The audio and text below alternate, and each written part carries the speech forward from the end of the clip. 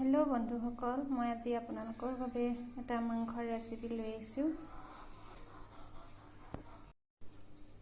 মই লৈছোঁ খাচী মাংস 300 গ্ৰাম। তাত মই হালধি, নিমখ, জলকীয়া গুড়ি আৰু আদা ৰচুন আৰু অলপ মিঠাতেল সানি লৈছোঁ। আৰু এইফালে মই লৈছোঁ জলকীয়া গুড়ি অলপ আৰু কাশ্মীৰী জলকীয়া গুড়ি অলপ। এইফালে মই ঘৰতে ইলাচি, দালচেনি, জালুক, তাৰপিছত জিৰা আৰু ধনিয়া গুটি এনেকৈ অলপ আৰু তেজপাত এনেকৈ শুকানকৈ ভাজি মই নিজেই ঘৰতে মছলা তৈয়াৰ কৰি লৈছোঁ। এইফালে দালচেনি লৈছোঁ, হালধি লৈছোঁ, এইফালে মিট মছলা অলপ আৰু এইফালে লৈছোঁ আদা ৰচুন পেষ্ট, এইফালে ফোড়নৰ বাবে তেজপাত আৰু এটা জলকীয়া, নিমখ লৈছোঁ, এইফালে আলু লৈছোঁ আৰু বিলাহী এটা কাটি লৈছোঁ। এতিয়া মই মাংস বনাবলৈ আগবাঢ়িছোঁ, আপোনালোকে চাই থাকিব। এয়া কুকাৰ গৰম হৈ গ'ল। ইয়াত মই মাংস অনুযায়ী তেল দিছোঁ। মাংস চাই ল'ব কিমান, যিহেতু মোৰ মাংস 300 গ্ৰাম, সেইবাবে মই বেছি তেল দিয়া নাই। আৰু মাংসটোত অলপ চৰ্বিও আছে, সেয়ে মই ইমানকণেই তেল দিছোঁ। এতিয়া তেল গৰম হ'লে মই ইয়াত পিঁয়াজ দিম। এয়া মই মিডিয়াম চাইজৰ 2টা পিঁয়াজ কাটি লৈছোঁ। এয়া চাওক, তেলখিনি গৰম হৈ আহিল। ইয়াত মই তেজপাত এনেকৈ দি দিছোঁ। ইয়াতে মই এতিয়া পিঁয়াজখিনি দি দিম।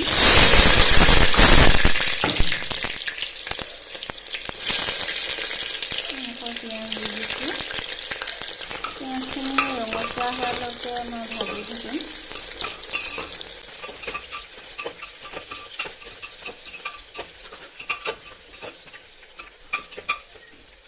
এয়া চাওক, পিঁয়াজটো ৰঙচুৱা হৈ আহিছে। ইয়াতে মই এতিয়া চেনি অলপ দিম, মাংসৰ কালাৰটো ধুনীয়া হ'বৰ বাবে।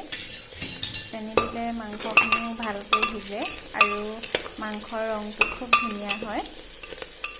আৰু অলপ ৰঙচুৱা হ'লে মই ইয়াত মাংসখিনি দি দিম। মই ইয়াত জলকীয়া গুড়ি দি দিছোঁ, গোটেই মছলাখিনি যিখিনি মই ৰাখিছিলোঁ, আৰু অলপ নিমখো দিম। এইফালে মই আদা ৰচুন বটা অলপ দি দিছোঁ আৰু মই যিটো ঘৰতে প্ৰস্তুত কৰিছোঁ সেই মছলাটো অলপ এনেকৈ দি দিছোঁ। এতিয়া মই এইখিনি এনেকৈ লৰাই দিম।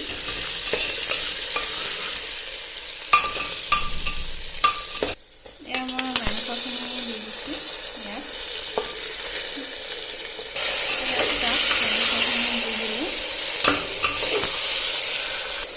এয়া চাওক, মই মাংসখিনি দিয়াৰ পাছত এনেকৈ লৰাই অলপ সময় ভাজি থাকিম, যেতিয়ালৈকে মাংসত যিটো পানী আছিল সেই পানীটো শুকাই নাযায়। মই কুকাৰত মাংস বনাইছোঁ, যিহেতু খাচী মাংস কেতিয়াবা কেৰাহীত দিবলৈ দিগদাৰ হয়, সেইবাবে কুকাৰতে বনাইছোঁ।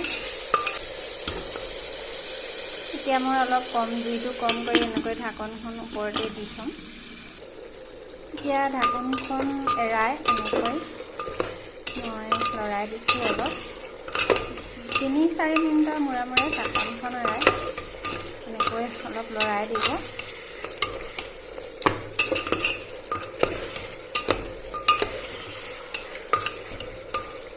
দেখিছে, লাহে লাহে মাংসৰ পৰা তেল ওলাই আহিছে, পানীটো শুকাই গৈছে। আৰু চাওকচোন, মাংসৰ ৰংটো ইমান ধুনীয়া হৈছে।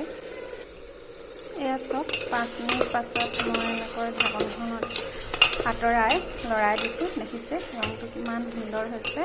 মিডিয়াম জুইত ৰাখি আপোনালোকে এনেকৈ লৰাই থাকিব। আৰু অলপ সময় পিছত ইয়াত আলুখিনি যোগ কৰি দিম। এয়া মই গেছটো মিডিয়াম ফ্লেমত কৰি আলুখিনি দি দিছোঁ। এতিয়া মই অলপ লৰাই দিম।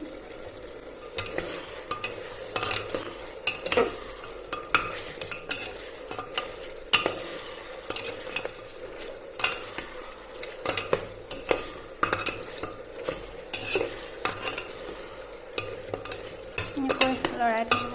আলুখিনি 5 মিনিটমান মাংসখিনিৰ সৈতে এনেকৈ লৰাই থাকিব।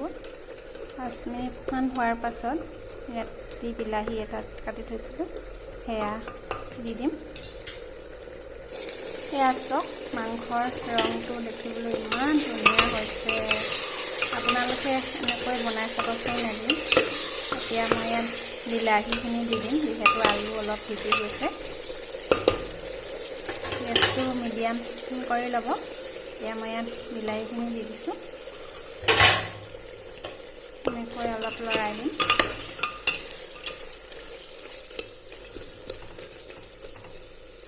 চাওক বিলাহীখিনি সিজি আহিছে। এতিয়া মই সেই অলপ আদা ৰখি দিছিলোঁ যে, সেই আদা ৰচুন পেষ্ট সেয়া দি দিছোঁ।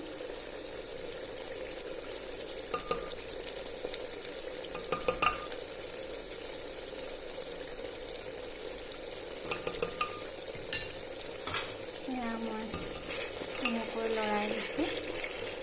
যিহেতু মই ভিডিঅ'টো নিজে কৰিছোঁ, সেইবাবে অলপ দিগদাৰ হৈছে দেখাবৰ বাবে। ভালকৈ এখন হাতে ভিডিঅ' কৰিছোঁ আৰু এখন হাতে লৰাই আছোঁ।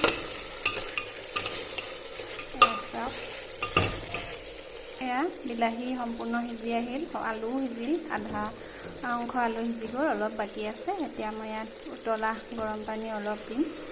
আপোনালোকে যিমানটো ডাঠ ৰাখিব বিচাৰে সেই অনুযায়ী এনেকৈ পানী দিব, ঠাণ্ডা পানী নিদিব।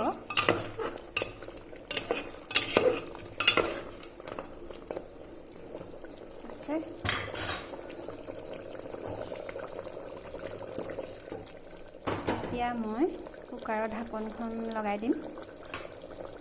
এয়া মই মিডিয়াম ফ্লেমত কুকাৰটো দি থৈছোঁ আৰু 5টা হুইচেল আহিলে নমাই দিম। এয়া মই কুকাৰটো খুলি দিয়াৰ পাছত এয়া হৈ গ'ল। এতিয়া ইয়াত মই ধনিয়া পাত কাটি দিম। এয়া মই ধনিয়া পাত কাটি দিছোঁ। মই কাঢ়িছোঁ, কিমান ধুনীয়া হৈছে।